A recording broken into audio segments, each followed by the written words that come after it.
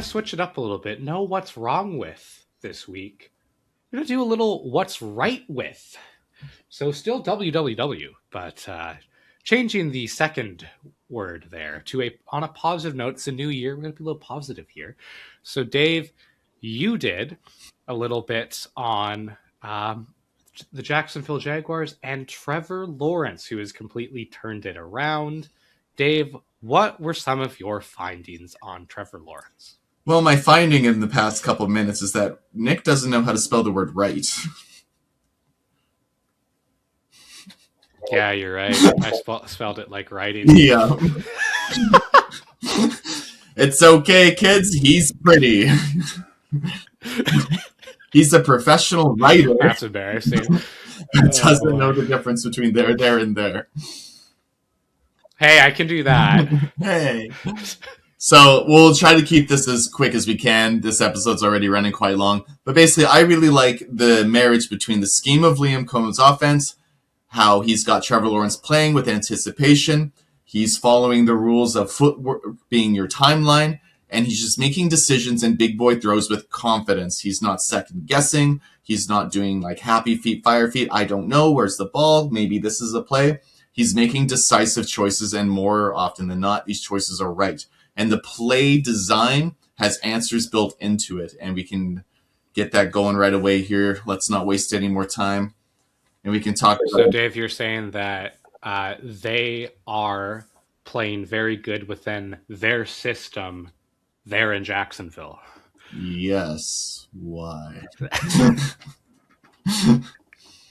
All right, so first one, we're looking at the Indianapolis Colts game. I thought this was a good one because they were kind of playing still for the division. It's a very poor weather game in week 14, I believe. And in the poor weather game, we're still going to see Trevor Lawrence just slinging it. So what we're going to have here is a power play action. The left guard's going to pull to the right. T-Law is going to play action with his running back. And we're just going to see him throw with anticipation. And so we got two things going here, right? We got good scheme where we're going to have the play action and the right linebacker there, just right at the hash marks. He's going to end up freezing, get put in conflict because he has to come play the run. And that's going to let the Jakobi Meyers, I believe, the bottom receiver on the 25-yard line, he's going to run a 7-yard dig route. And what we're going to see is if we play it, Lawrence throwing with anticipation. So he's going to do the play action. He's going to look over to the dig.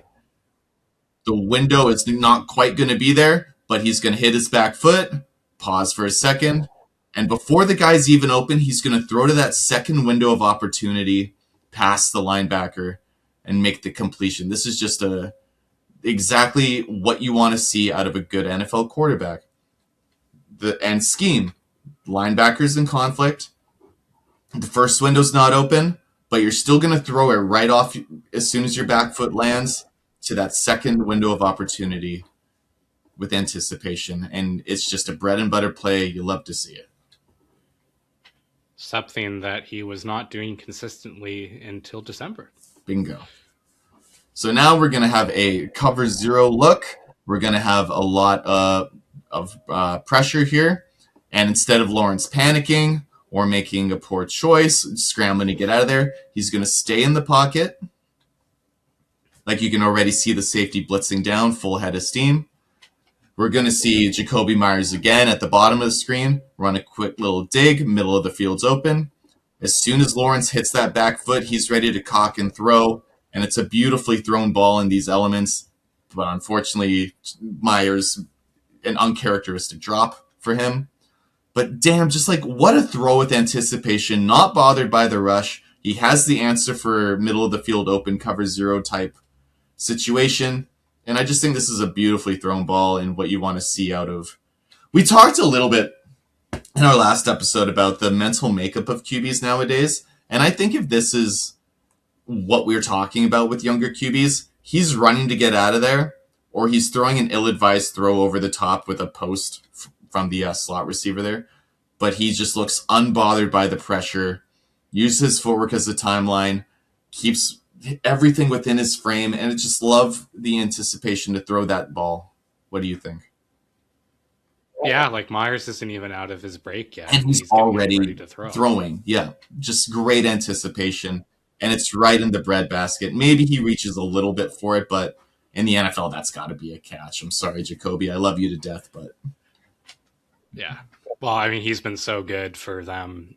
Rare drop, yeah, and it was pouring rain in yeah. that game. And to throw that ball with such precision in that weather, just like it's crazy. Yeah. Okay. Yep. I'm trying to remember which clip this was. Do you remember the name of it?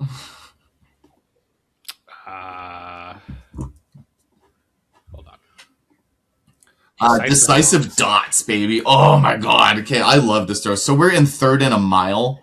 I kind of cut it off, unfortunately, here. But we're in 3rd and a mile.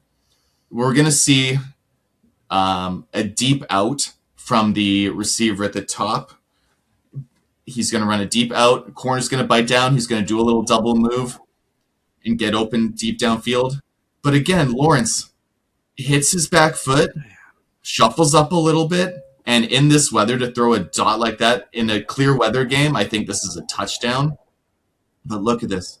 Drops back, shuffles up to give himself a little space in the pocket, and just delivers a decisive dot. There's just no second guessing. He knows where he's going with this ball. Honestly, as a QB, I'm probably not making that throw just based on the DB's leverage. But this is why I'm not in the NFL, right? But that's just great footwork to get him a little extra comfort in the pocket. Delivers a dot, really. And that's just a great completion for a first down, 3rd and a mile. But going back to that clip, sorry, there's one more thing I want to get your opinion on. I want you to look at the safeties, Nick, and tell me what you think about this. They're trying to disguise. What are they in here? Oh, they're in like a robber look. Right. So they're. But you can't convince me this isn't. They're just playing man free with the safety being the robber, and then this guy rotating to the middle. But why? Why are you switching them? Because well, think about it, Dave. If you're a quarterback and you see that, you're like, "What the fuck are they in?" Right. They're playing 3D chess here. Yeah, because Anarumo is the DC for the Colts, right? Yeah. I think this is just dumb. Like, I already see pre-snap, middle of the field close, and you're just randomly switching the safeties because...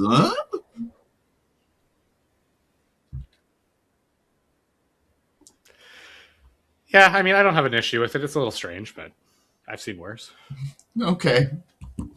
I think it's just dumb and weird, and not how I would coach defense, but again, I'm not a great defensive mind like you, and I think it just does nothing for me offensively. I just look at, okay, middle of the field's closed. Post snap, okay, middle of the field's still closed. Anyways. Yeah, I mean, I wouldn't do it personally, but I don't think it's, like, ridiculous. It's egregious and stupid, and that guy should be fired. Okay, so what we got here is a play that everyone runs, but the Jacksonville runs this in a way that I love. So what we're going to have is the top receiver at the 30-yard line. He is going to have what we call a more route. So he's going to run a fade, but by more, we mean must outside release. So he's going to be running a fade here. Receiver number 2, the slot. He's going to run about a first down out. And on the backside here, we're going to have a drive concept. So what that means is that one receiver is going to run a deep in, probably at 10-ish or so yards. And then the other receiver is going to run a very shallow drag type route. And you kind of have a levels concept in the middle of the field. Now, what I also love about this is we have the running back who's going to go into the middle of the field and release to the left where the 2 receivers breaking in are going. So it just really builds that rhythm, read, rush kind of structure, which I love to see. So you have 2 basic rhythm concepts. So you take your 3-step drop and you just basically look at the numbers game, look what you like. What we're going to see is Lawrence look at the top to the out and the fade. And he's just, number 1, great pass protection, A. But B, he's going to rhythm the fade route. He sees that, he's in kind of tight coverage, and he just trusts his receiver, and he just delivers a dot downfield. Like, yes, it's going to be a great catch, but just the decisiveness and the perfect timing of this, that's exactly when I want my fade balls thrown. Some guys like to wait, and then bomb it up, but the DB has a chance at that point to turn his eyes and make a play on the ball. If you throw a fade route at the top of your 3-step drop, it's tough for the DB to get his head around and still keep track of the receiver. I think this is a beautifully designed play. The structure is brilliant to me. It's not complex, but it's brilliant, and it's just very strong structure. And then I think just the fundamentals of Lawrence here and the decision making by Lawrence here is just also great. It's elite. It's textbook is what it is. And that's just a great catch here by Brian Thomas, I believe it is.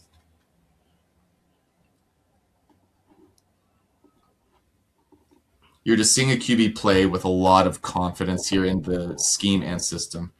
So here's Trevor Lawrence, and this is something that we weren't seeing from Trevor Lawrence in his previous years, or at least not very consistently. So we're going to have on the goal line here, basically. Trevor Lawrence is going to boot to the right. We're going to have a lot of flooding to the right side. But instead what Lawrence does, he takes a snap, boots to the right. He goes through his progressions, 1, 2, 3. We don't like it. And with a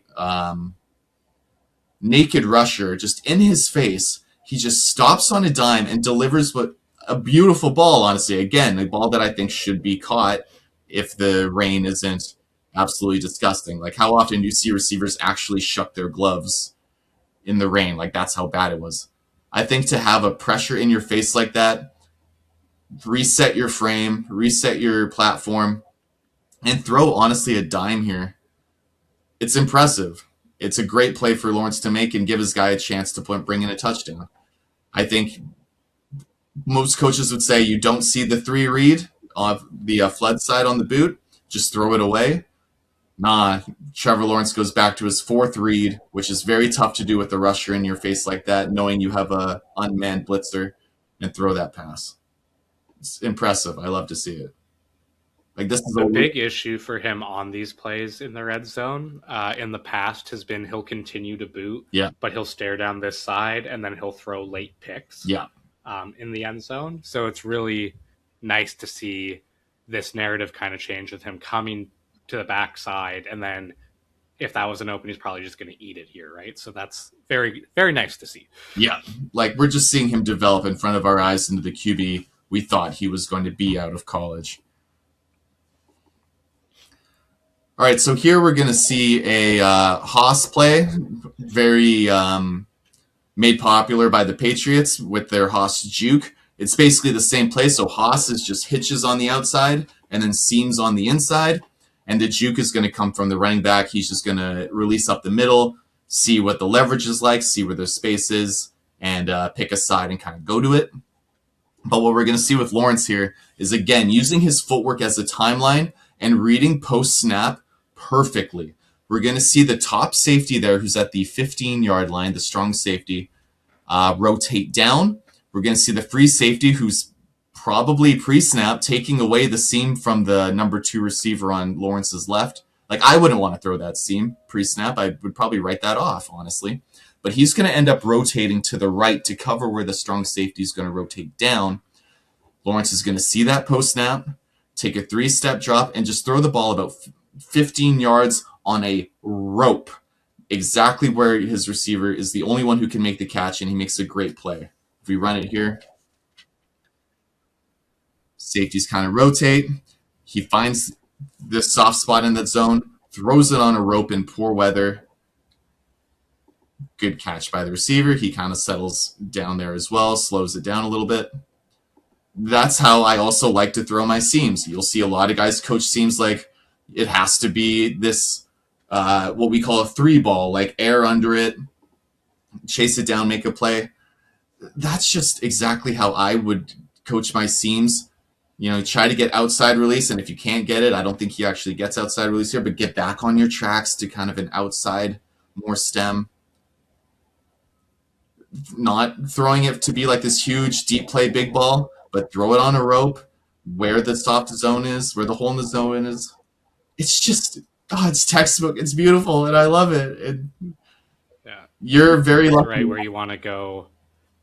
Right where you want to go against one high because he's rotating to the middle. He does a good job staying square in his pedal and weaving rather than opening up to get there. Yeah. But still, like, he's out leveraged and he's not going to get there in time, right? So that's your weakness against cover 3. The hitch kind of holds the bail corner here, and Yep. Perfect. It's perfect.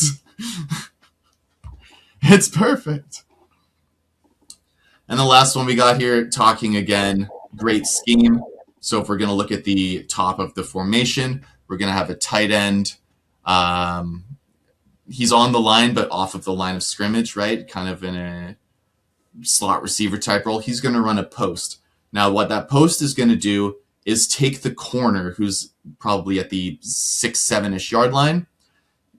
And we're going to see Jakobi Meyers at the receiver at the top off the line. He's going to run a little bit of a stutter and get stuck on a linebacker and then run a fade over top. And that's exactly the kind of matchup you want with Jakobi Meyers on a linebacker. I think the corner does what he was taught to do. He's going to take the first deep man, which is the tight end. And the linebackers just get stuck on Jakobi Meyers running this beautiful stutter fade. Great patience by Lawrence. Throws it before he's even out of his break because he just knows that Meyers is going to be open. That's exactly how the play is drawn up and what you want. So I love the scheme here from Liam Cohen. I love the throw here by Lawrence, just right over the linebacker's head. This is just a perfect marriage of a QB playing with confidence, understanding the system, and it being just a dang good system. And even if that's not there, you have the running back running kind of a Texas route. You got the middle of the field wide open as well. So there's just answers built into the play in case things go south. And you love to see it as an offensive mind. This is very bad by the corner at the top of the screen, but I think that's his. It kind of messes with the rules, though, right? Because, yeah, like you said, it doesn't look like Meyers is going vertical, but you still have to run with your eyes on 2 there. Yeah. Because it looks like they're playing a version of 3, and you have a post safety. But, yeah, it's really good design by them. Exactly. And great timing by Trev. It's good. So I love what the Jaguars are doing offensively. I might be a secret fan of theirs after watching this film just because I love the way Lawrence is playing. I love Liam Cohen's scheme. I love what he was doing with Baker Mayfield as well.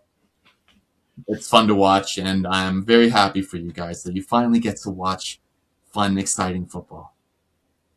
Yeah, 2 playoff appearances since I've been a fan. Started becoming a fan in, I think, 2009. So it's been nice. We don't need to bring up years, buddy. Yeah, it's been tough.